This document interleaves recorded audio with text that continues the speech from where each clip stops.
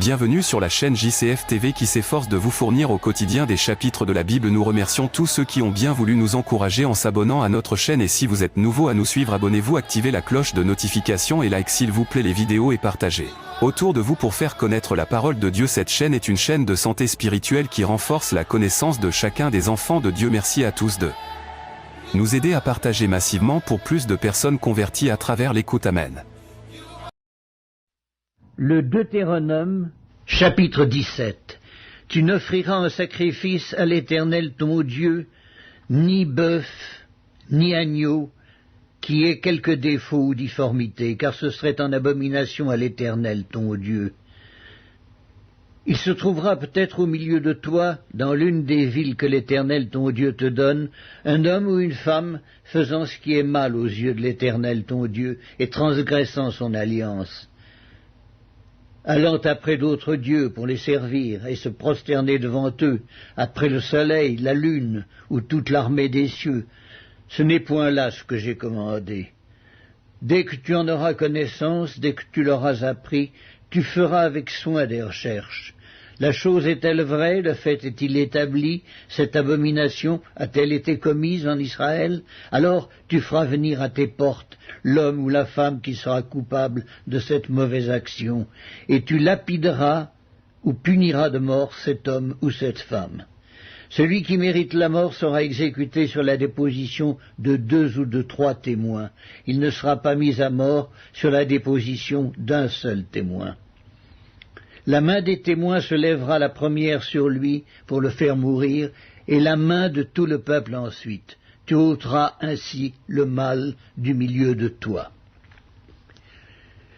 Si une cause relative à un meurtre, à un différend, à une blessure, te paraît trop difficile à juger et fournit matière à contestation dans tes portes, tu te lèveras et tu monteras au lieu que l'Éternel ton Dieu choisira. Tu iras vers les sacrificateurs, les Lévites, et vers celui qui remplira alors les fonctions de juge. Tu les consulteras et ils te feront connaître la sentence. Tu te conformeras à ce qu'ils te diront dans le lieu que choisira l'Éternel, et tu auras soin d'agir d'après tout ce qu'ils t'enseigneront. Tu te conformeras à la loi qu'ils t'enseigneront et à la sentence qu'ils auront prononcée. Tu ne te détourneras de ce qu'ils te diront ni à droite ni à gauche. L'homme qui, par orgueil, n'écoutera pas le sacrificateur placé là pour servir l'Éternel ton Dieu, ou qui n'écoutera pas le juge, cet homme sera puni de mort. Tu ôteras ainsi le mal du milieu d'Israël, afin que tout le peuple entende et craigne, et qu'il ne se livre plus à l'orgueil. Lorsque tu seras entré dans le pays que l'Éternel ton Dieu te donne, lorsque tu le posséderas, que tu y auras établi ta demeure et que tu diras « Je veux mettre un roi sur moi, comme toutes les nations qui m'entourent », tu mettras sur toi un roi que choisira l'Éternel ton Dieu.